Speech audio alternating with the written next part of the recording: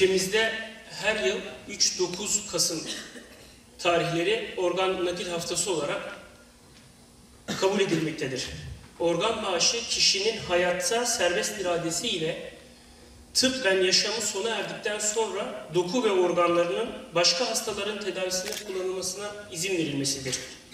Bu bağlamda Bakanlığımız tarafından organ naklinin anlamını ve önemini anlatmak, organ ve doğu bağışının temini, bağış sayısının artırılması konusunda farkındalığın sağlanarak organ bilinci bağışının geliştirilmesi, bilgi eksikliklerinin giderilmesi amacıyla bu hafta 3 ve 9 Kasım tarihleri arasında düzenlenmektedir.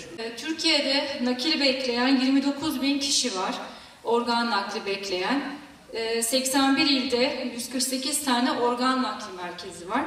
Bu yıl son 10 ayda 4710 nakil yapılmış. Ülkemizde de organ bağışı ve organ nakli hızlı bir şekilde en yüksek teknolojiyle güzel bir şekilde değişik merkezlerde yapılmakta. Karaciğerinin iflas ettiği yönünde bilgi verildi. Oradan Malatya Turgut Özal Tıp Merkezi'ne sevki yapıldı. İşte gece 1.30'da bizi aradılar Turgut Özal Tıp Merkezi'nde. Durumun acil olduğunu, ciddiyetini koruduğunu, çocuğun ciddiyetini koruduğunu, acilen gelmemizi talep ettiler. Gece 2'de yola çıktık, Malatya'ya gittik.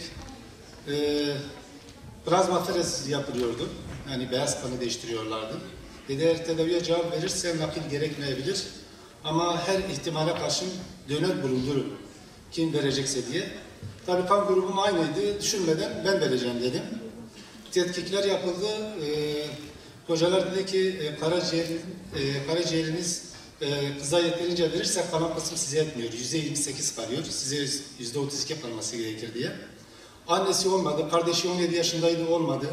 Amcaları bir tane uydu. O da rahatsızdı. Velhasıl 2 gün böyle yoğun bakımda plazmaferez devam ediliyordu. 3. gün servise aldılar. Servise aldıktan sonra plazmaferez yapılıyordu gene. Ve çocuk fenalaştı. Çocuk fenalaştı, bilinç kaybı oluştu. Hocayı çağırdım, ben başındaydım. Bilinç kaybı oluştu diye direkt yoğun bakıma aldılar. Sonra Profesör Doktor Sezai Hoca, Sezai Yılmaz, Malatya Turgut Özal Tıp Merkezi'nde Ana Bilim Dalı Başkanı ve Karaciğer Enstitüsü Müdürü. Kendisi bir ekiple geldi. Yoğun bakıma gidip çıktılar. Dediler ki çocuğun şu an komada. Saatler aleyhimize işliyor, bu çocuğun acil nakil olması gerekir diye söyledi. Dedim hocam benimkini alın yani. Risk varsa da gene vereyim, kabul etmediler.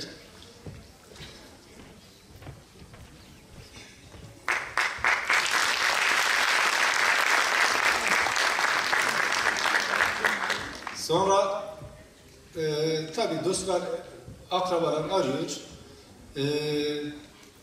Yapabilecek bir şey yoktu o anda. Sonra saat gece 10.30 sıralarıydı, bir hoca aradı. Muzaffer Hoca adında Malatya'da. Tabii bazı dostlar aramış işte teselli yapın diye. Tabii Sezai Hoca bunu söyledikten sonra yoğun bakım kapısında oturdum.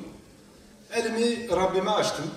İşte onun gençliğine sadece hastalığı veren de tedavi yapan da Allah'tır ve hekimlerimizin eliyle tabii.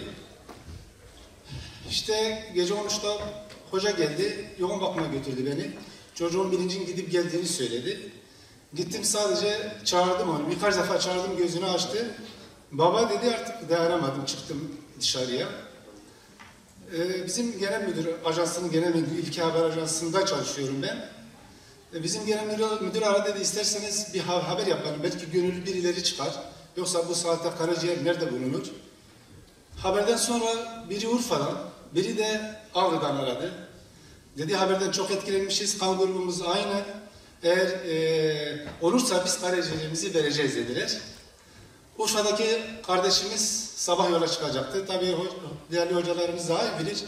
Bilinç kaybı oluştuktan sonra 72 saat bir süre var. 72 saat içerisinde nakil oldu mu olmadı mı beyin ölümü maalesef gerçekleşebiliyor. Aynı gece saat 1.30'da hastaneden tekrar aradılar. Dediler bir kadavra bulduk İzmir'den. Eğer onay verirseniz işte nakil yapacağız. Tabii nasıl gittiğimi bilemiyorum. O anda hastaneye vardım, doktorla görüştüm. Ondan önce Fethullah Kayhan hocamızı aradım, şu an Kızıltepe Devlet Hastanesi başhekimi.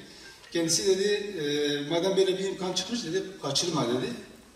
Neyse gittik, hocayla durumu şey yaptık. Yani dedi birinci gidip geliyor şu an. Yani dedi eskiye nazaran birinci gidip geliyor ama hala risk taşıyor.